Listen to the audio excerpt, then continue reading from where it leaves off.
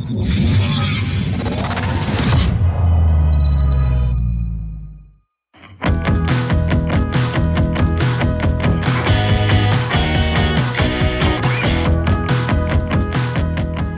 guys, Kane from Garage 11, and here we are where our first week is done and dusted. We're in the new place, it's been super cool, as you saw in our previous videos, what we've moved into.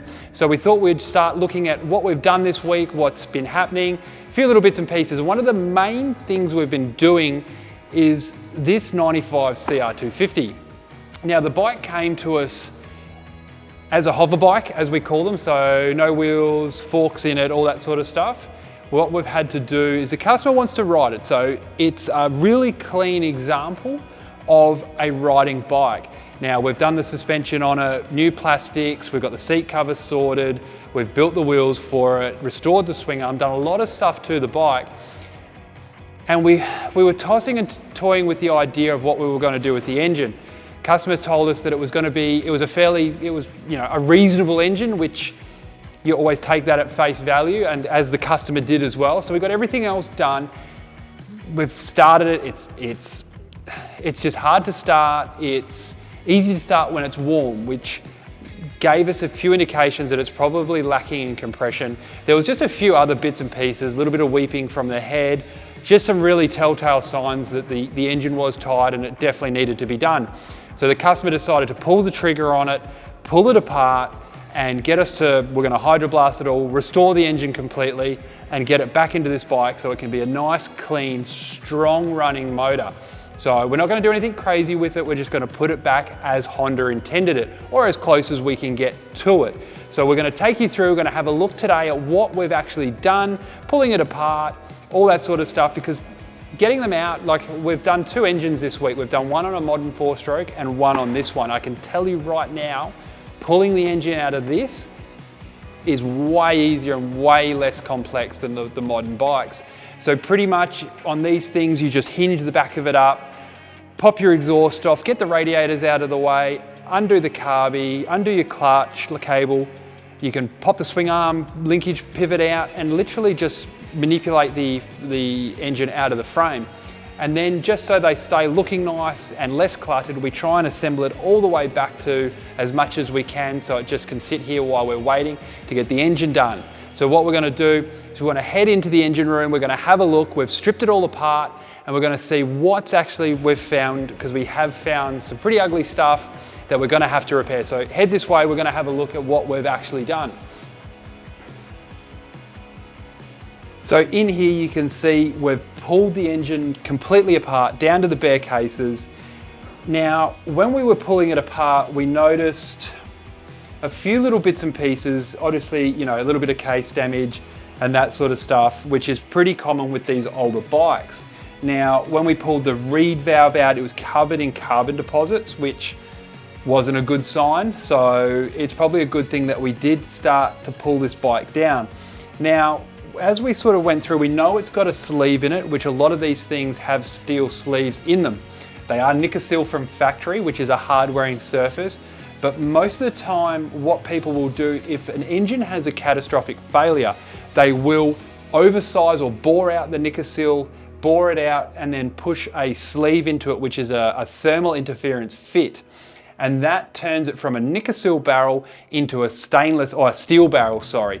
So it's a lot easier to bore and hone and go to oversizes when you're doing the cylinders, when you're doing rebuilds and all that sort of stuff. There is arguments for and against doing the sleeve. You get different thermal expansion properties than you will with a Nikasil because it's different materials. There's overlap if they're not put in properly with your port timing. So there's a lot of things to really take into consideration.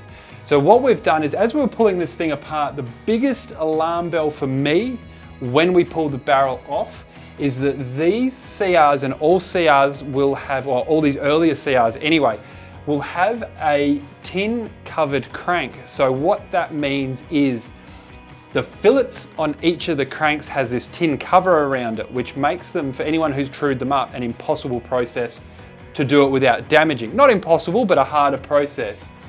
Now, we had one on one of my early engine builds on my CR125. We left the crank in it, replaced the conrod, and it literally delaminated the tin, sheared apart, because what happens is it fatigues and cracks and just destroyed the whole engine. So what we've found is, I believe there's evidence in this one here of absolute catastrophic failure on these cases.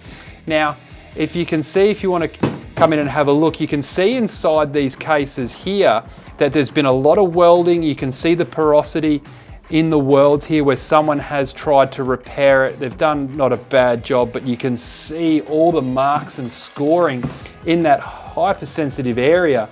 And looking at the crank, it looks like that's what's happened to this particular motorcycle. So we're gonna get a brand new crank, a Royal crank. We're gonna get it double trued, checked for true, even though it is brand new.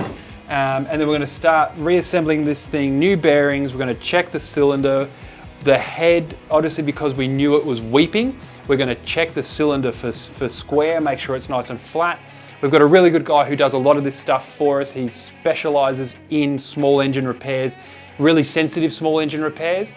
So we're gonna leave that with him. We're gonna take it all down there. We're gonna run you through over the next couple of weeks, cleaning it up, rebuilding it, getting it back in the bike and getting it running. So stick around. Like I said, we've got all this stuff apart. We're in the strip down process, as you can see.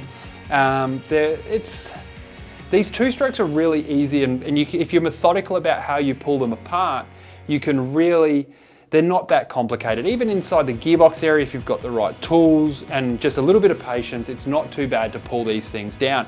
A lot of Ziploc bags, a nice storage container, airtight storage container, so you literally just methodically pull it all down, pop it away.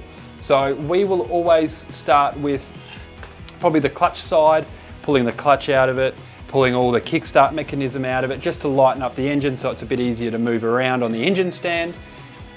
We'll pull the head off, the barrel off, and then start inspecting. You're always inspecting as you're pulling these things down for, like what we've found with this, any evidence of catastrophic failure, any evidence of people doing the wrong thing, all that sort of stuff. So you're always double checking and always having a look at what's there, what's happened. You're always checking the gearbox, you're always checking that sort of stuff, because if you're this far in, you're always replacing the bearings. You're never not going through there. So the bearing condition, as long as they haven't failed, pull them out. You check for the interference fit on the bearings themselves to make sure they're not flogged out. This one was a little loose on one of the interference bearings, so we may have to have that bored and sleeved back to size. I'm gonna have a chat to Glenn and see what he reckons and recommends we do. So yeah, that's it guys. We've pulled the CR down. We're gonna, like I said, take you through what we're gonna do to restore it, rebuild it, and get it back to a functioning bike again. All right guys, thanks for watching us pull this apart, and hopefully you've learned something as we go through this process. Don't forget to follow along with what we've got. We've got lots of cool content coming out. We've got more regular stuff happening. So, subscribe, like, all that sort of stuff. Thanks for watching, and hopefully we'll see you again next week.